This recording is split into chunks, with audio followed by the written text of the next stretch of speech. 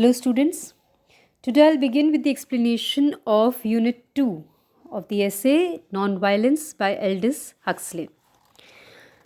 We have now to consider mass movements in which the principles of nonviolence are applied to the relations between large groups or entire populations and their government. So he says that now he'll discuss or he'll ponder upon the point the aspects which are connected with mass movements in which the principles of or the concept of non-violence are applied to the relationships which are shared with the between the large groups or the entire population and the government. So whether it's the relation between groups and the government or the entire population and the government. So how non-violence can be applied on these kind of relationships, this is what he's going to consider now. Of these, the movements best known to English speaking readers are those organized by Gandhi in South Africa and later in India. So now he is referring to the movements which are carried out by Gandhiji in South Africa and then in India.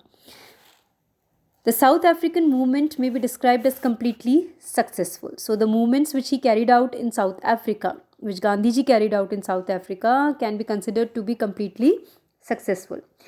The discriminatory legislation against the Hindus was repealed in 1914 entirely as a result of non-violent resistance and non-cooperation on the part of the Indian population. So the legislation, the laws which were against Hindus, they were cancelled in 1914. And this cancellation was a result of the non-violent resistance, protest and non-cooperation on behalf of the Indian population.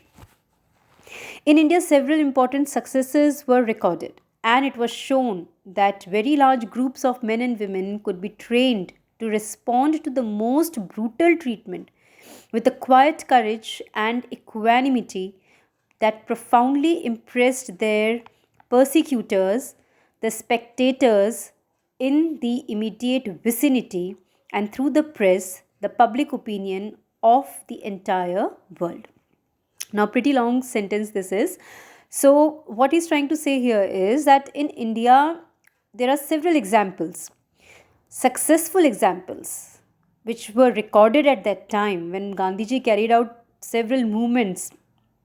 At that time, there are several records of success, and it is clearly displayed there that even large groups of men and women can be trained to respond, to reply, to answer the most brutal, the cruel treatment. Such treatments can be responded with a quiet courage and calmness. Equanimity means calmness. That profoundly impressed their persecutors, and this non-violent resistance, this actually impressed the oppressors against whom these non-violent movements were carried out. And the spectators in the immediate vicinity, even the spectators, the onlookers who were closely observing these movements, even they were quite impressed by them. And through the press, and even the press played a major role. Why? Because through press, the general public opinion of the entire world was also impressed. The task of effectively training very large numbers in a very short time period, in a very short time, proved, however, too great, and rather than see his movement degenerate into civil war, Gandhi suspended the activities of his non-violent army. Now, what happened? Gandhiji's perspective was to train a large number of men and women to protest against brutal treatment in a peaceful manner through non-violent resistance. But on practical ground, it was not that easy to effectively train a big number of men and women in a very short period of time. So, rather than viewing his movement degenerating into nothingness or into a civil war, Gandhiji preferred to suspend his activities of non-violent army. A special form of non-cooperation is the boycott. which has been used effectively on a number of occasions. So, one form of non cooperation is boycott, and it has been used effectively on several occasions. It was used in India by the followers of Gandhi. Undoubtedly, in India, this weapon of boycott, it was adopted by the followers of Gandhiji. A striking example of the way in which even a threat of non-violent non-cooperation can avert war was provided by the British Labour movement in 1920.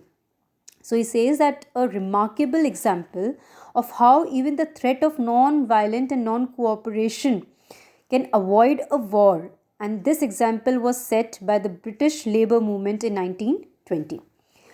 The Council of Action, formed on August 9th of that year, warned the government that if it persisted in its scheme of sending British troops to Poland for an attack upon the Russians, the general strike would be called. Labour would refuse to transport munitions or men. Munitions means weapons or men, and a complete boycott of the war would be declared. So, how this British Labour movement of 1920 is tagged as the most striking example of non cooperation and non violence?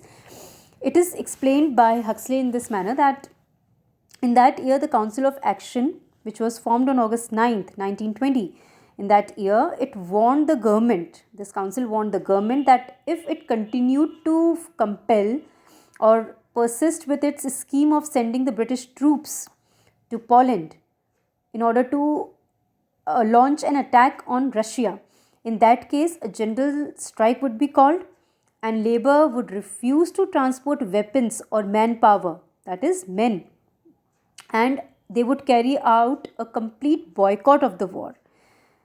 Faced by this ultimatum, the Lloyd George government abandoned its plans for levying war on Russia.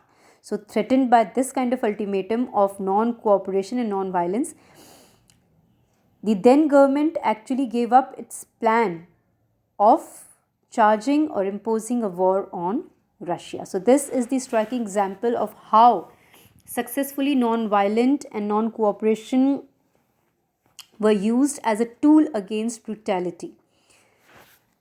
So, that's all for the explanation of Unit 2. Thank you.